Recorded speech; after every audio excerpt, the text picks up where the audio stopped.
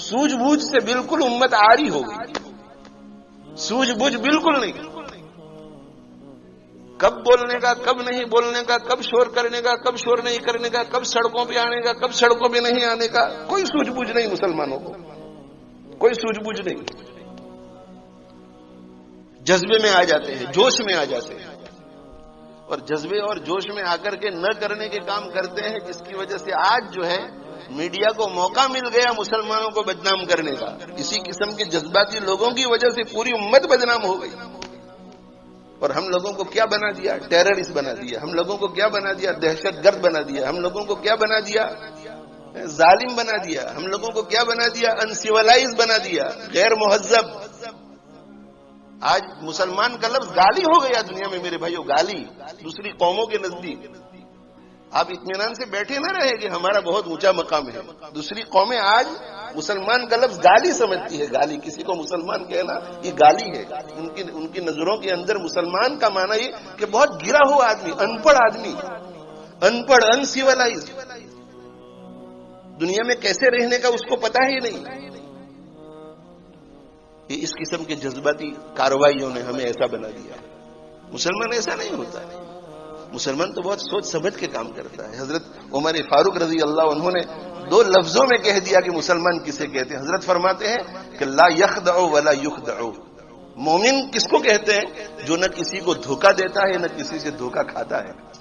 2 لفظوں میں امیر المومنین نے بتایا، لا یخدع ولا یخدع، مومن کسے کہتے ہیں؟ جو نہ کسی کو دھوکہ دیتا ہے، نہ اپنوں کو دھوکہ دیتا ہے نہ پرایوں کو دھوکہ دیتا ہے، اور لا یخدع، نہ اپنوں سے دھوکہ کھاتا ہے نہ پرایوں سے دھوکہ کھاتا ہے۔ اتنا باہوش ہوتا ہے، اتنا سمجھدار ہوتا ہے، اتنا ہوشیار ہوتا ہے۔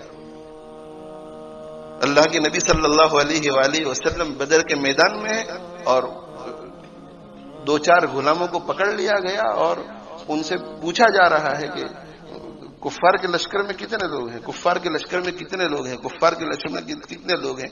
اب وہ کہنے سے انکار کر رہے ہیں، اس لیے کہ وہ ادھر کے آدمی تھے، غلام ہے لیکن ادھر کے آدمی۔ اب جب پتا چلے کہ ادھر لشکر میں کتنے آدمی ہیں تو سمجھ میں آوے نا، لڑنے میں کچھ آسانی رہے، اسٹریٹجی، تیاری، کتنے آدمی ہیں۔ اللہ کے نبی صلی اللہ علیہ وسلم نے کچھ شور سنا تو پوچھا کہ کیا بات ہے، تو کہا کہ غیر مسلموں کے لشکر کے کچھ 2-4 غلام باہر نکلے تھے کسی کام کے لیے، تو مسلمانوں نے پکڑ لیا ہے اور ان سے پوچھ رہے ہیں کہ غیر مسلموں کی آرمی میں کتنے لوگ ہیں، غیر مسلموں کی آرمی میں کتنے لوگ ہیں، لیکن وہ جواب نہیں دے رہے ہیں، اس لیے ان کے ساتھ ذرا سختی کا معاملہ، ڈانٹ ڈپٹ کیا جا رہا ہے کہ بولو۔ اللہ کے نبی صلی اللہ علیہ وسلم نے فرمایا کہ ان کو میرے پاس لے آؤ۔ دیکھو ہمارے آقا ہے، یہ آقا ہے جن کے پیچھے ہمیں چلنے کی ضرورت ہے، یہ ہمارے آقا ہے، یہ ہمارے آقا ہے۔ اس روئے زمین پر ایسی شخصیت نے قدم ہی نہیں رکھا ہے جو ہمارے آقا کی ہوشیاری اور ذہانت میں یا کسی بھی چیز میں مقابلہ کر سکے۔ آسمان کی آنکھوں نے ایسی شخصیت دیکھی ہے نہیں۔ کہا کہ میرے پاس لے آؤ۔ بیٹھ گئے ان کے ساتھ، غلاموں کے ساتھ بیٹھ گئے اور ادھر ادھر کی بات شروع کر دی، ادھر ادھر کی بات شروع کر دی۔ کیا نام ہے تمہارا، کہاں سے تم آئے ہیں، کب سے غلام بنے ہوئے ہیں، ادھر ادھر کی باتیں۔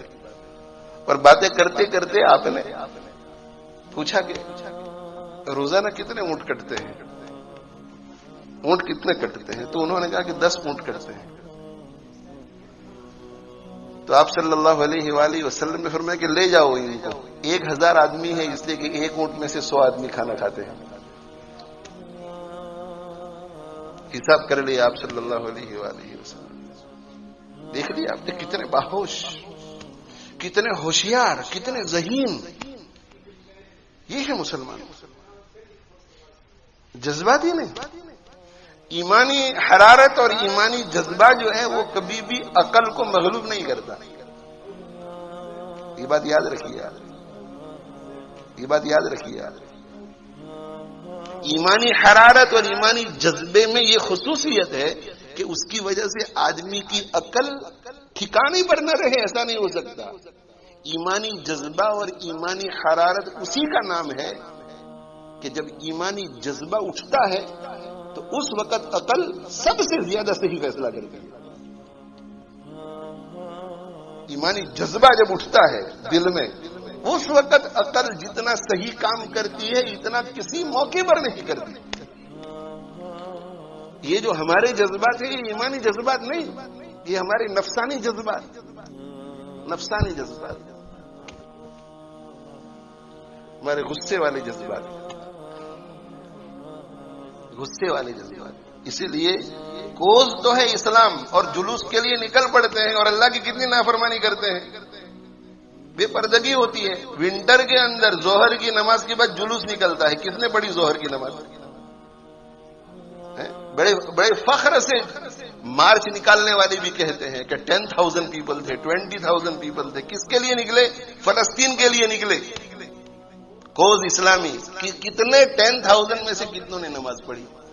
یہ جذبہ جو اتنا مغلوب کر دے آدمی کو کہ اللہ کا ایک فرض ہے وہ بھی چھوٹ رہا ہے. عصر کتنوں نے پڑھی؟ مغرب کتنوں نے پڑھی؟ اور ماج سے فارغ ہو کر گھر لوٹنے کے بعد عشاء کتنوں نے پڑھی؟ اور ماج کے لیے جانے سے پہلے فجر کس نے پڑھی تھی؟ یہ ایمانی جذبہ نہیں، یہ نفسانی جذبہ ہے. ایمانی جذبہ اگر ہوتا تو نماز فوت نہ ہوتی. اللہ کا فرض ہے نماز فوت نہ ہوتی. اگر نماز پڑھنا اتنے بڑے مجمع کے لیے مشکل ہوتا اور یقیناً مشکل ہوتا ہے تو کبھی بھی ظہر کی نماز کے بعد مارچ نہ نکالتے. ایسا سوچتے کہ مارچ کی ضرورت نہیں ہے، نمازیں نہیں جانی چاہیے امت کی. اگر ممکن نہیں ہے تو کوئی حرج نہیں. اس لیے کہ اللہ جل جلالہ وعم نوالہ آسمانوں سے فیصلے جو بدلیں گے وہ مارچ کی وجہ سے نہیں، ہماری نمازوں کی وجہ سے بدلیں گے، ہماری اطاعت اور فرما برداری کی وجہ سے بدلیں گے. لیکن یہ نفسانی جذبے ہوتے ہیں کہ ہمارا بھی نام ہو جاوے کہ بہت بڑا مارچ ہماری تنظیم نے نکالا. اور جانے والے بھی ایسے ایسے کاموں کو کرنے کے لیے جاتے ہیں وہاں، اور ایسا ادھم مچاتے ہیں کہ واقعی اس مارچ کو دیکھنے کے بعد اور میڈیا ایسے ایسے فوٹو کھینچ لیتا ہے، ایسے ایسے فوٹو کھینچ لیتا ہے کہ اس مارچ کے بعد مسلمانوں کی جو تصویر ہے وہ اور زیادہ بھیانک ہو جاتی ہے لوگوں کی نظروں میں. میں یہ نہیں کہتا کہ مارچ مت کرو، میں یہ کہتا ہوں کہ عقل جو ہے عقل اسے مغلوب مت ہونے دو. جو جذبات اور طبیعت سے عقل مغلوب ہو جاتی ہے ایسی قومیں کبھی بھی صحیح کام نہیں کر سکتی. اللہ کے نبی صلی اللہ علیہ وآلہ وسلم بڑے ہمیشہ. اللہ تعالی شانہ مجھے آپ کو عمل کی توفیق عطا فرمائے.